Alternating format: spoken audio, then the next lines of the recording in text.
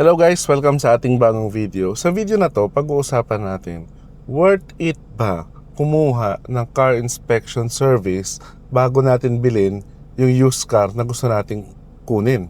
Yan yung mga pag-uusapan natin sa video na to. So ano, ready na ba kayo?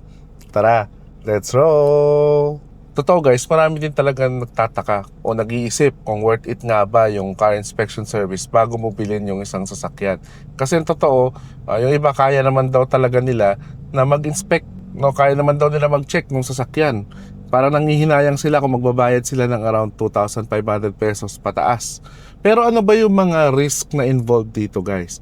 Isipin niyo magbabayad kayo para sa isang car inspection service kagaya ng kay CarTalks PH ng 2,500 pesos per car, dagdag na lang ng fuel or toll. Sipin nyo, so mga depende yan.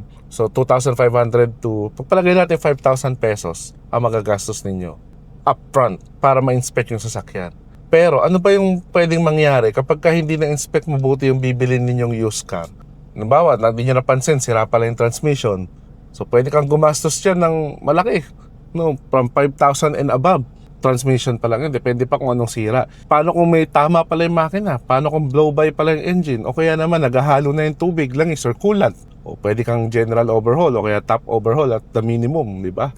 Magkakagastos ka dyan ng 20,000, 30,000, depende. Paano kung binaha yung unit? Hindi mo nalaman. O alam naman natin yung binahang unit, walang katapusan yung gastos dyan guys. Kaya nga talagang hanggat maaari, iniiwasan natin yan, di ba? So isipin nyo yung mga gastos na pwede nyo mangyari sa inyo kapag hindi kayo nag-avail ng car inspection service, diba? Nasi-save na kayo.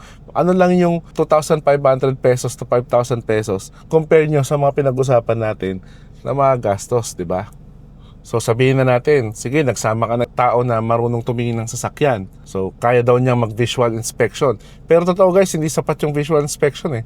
Kasi kapag visual inspection na nagagawa niya lang dyan, ikutin lang yung sasakyan, siguro paandarin yung makina, o silipin yung engine bay, okay na yun sa iba. Pero may mga hidden factors pa na hindi nyo nako-consider guys. Halimbawa, meron pa kayong OBD scanner, no?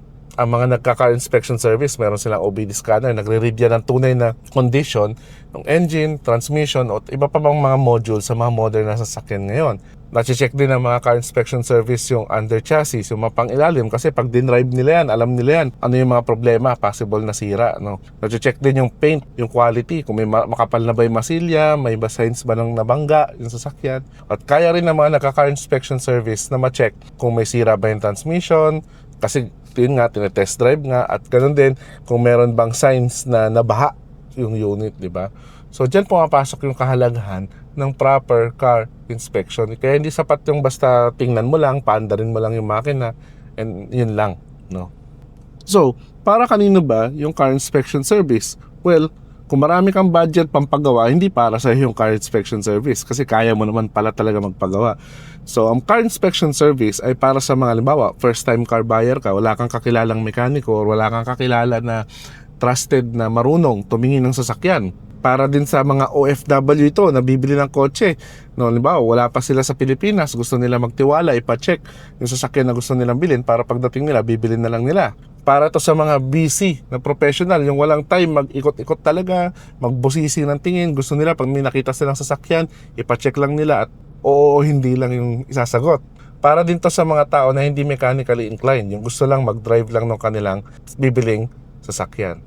Kung ikaw yung ganong klaseng tao, para sa iyo yung car inspection service. So yun guys, ano yung math behind kung bakit mahalaga na mag-avail kayo ng car inspection service, lalo na kung hindi kayo sure sa mga bibilin ninyong second hand na sasakyan. So, di ba? Ano ba naman yung 2,500 pesos kumpara sa maliligtas kayo na gastos kapag maling sasakyan yung nabili ninyo? Kaya kung gusto ninyo ng sigurado, kung gusto niyo makasigurado sa bibili niyo sasakyan, pwede niyo kontakin si CarTalks PH para i-assist ko kayo sa pagbili ninyo ng second hand na sasakyan. So kung interested kayo, comment down below or message nyo lang yung Facebook page si CarTalks PH or i-display ko yung Viber number para makapag-avail kayo ng car inspection service at makapagpa-schedule. So para ka magkaroon ka ng peace of mind, avail mo na yung car inspection service ni CarTalks PH. So yun lang guys, para sa quick video na to. Totoo, sa panahon natin ngayon, hindi sapat yung mukha lang okay yung sasakyan. Kailangan makasigurado ka talaga with the help of car inspection service. So kung nakatulong sa iyo yung video na to at nagustuhan mo nito, click mo na may like button at share mo na rin sa mga friends mo para maging aware sila sa car inspection service, sa kahalagahan nito at kung paano ito ino-offer ni Car Talks PH. So to your next videos guys, always remember, drive safe and enjoy!